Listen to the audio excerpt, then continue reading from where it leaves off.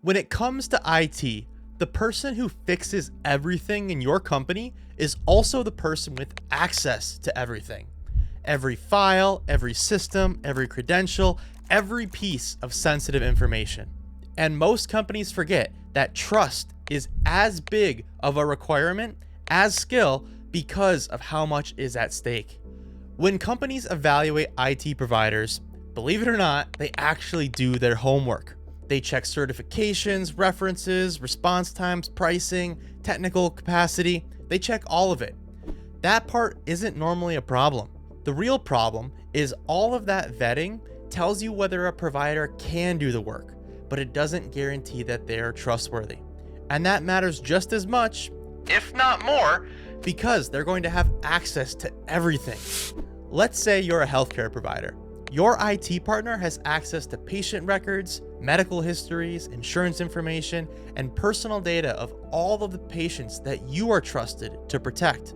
This is where the stakes stop being so abstract. A bad hire in most industries can cost you money. A bad hire in healthcare costs you your patient's most private information, your reputation, and in some cases, your ability to keep operating. And this isn't all theoretical.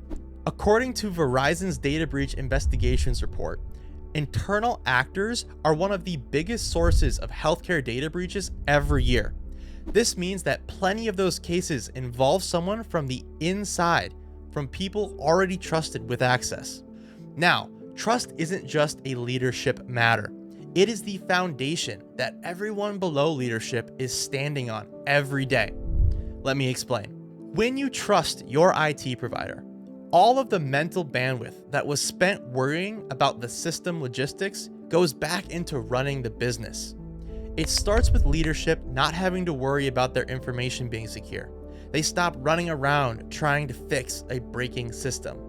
And most importantly, they stop worrying if the person meant to handle these problems is actually going to show up.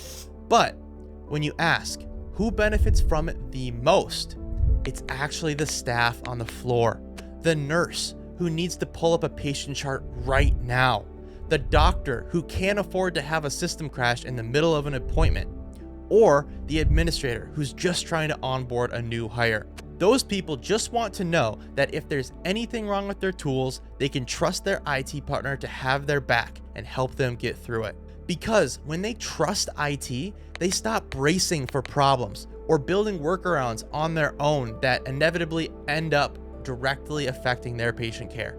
In other words, when trust is there, you feel it at every single level of your organization. The hard part is that trust is really hard to measure before you hire someone. You can't put it on a resume or check it in a reference call. I mean, who's going to give you a bad reference? You're not going to know how much someone actually deserves the access you give them until you give it to them. So, the best thing that you can do is build trust together. So, how do you actually build trust with IT? First, you need one accountable person.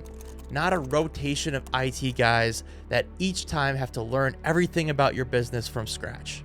Basically, one person who knows your environment, your people, and whose name you know too. Second, that person has to be embedded in how your business runs. Someone who understands what a day looks like in your company, and someone who understands what's at stake when something breaks. Not someone who logs in once a week and then disappears. And third, you need consistency and consistent evaluation. Your IT has to show up the same way every time, with the same level of transparency about what's happening and why.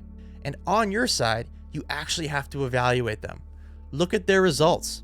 Look at what your employees have to say about them, and you'll get a pretty good idea of where you stand.